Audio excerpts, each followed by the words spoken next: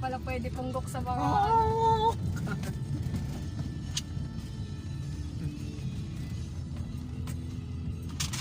Dito ka lang upo. Huwag ka magwewe dito ha.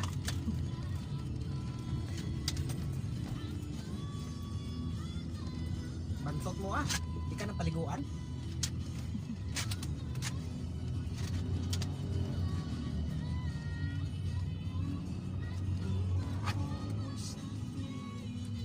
Magsisisi.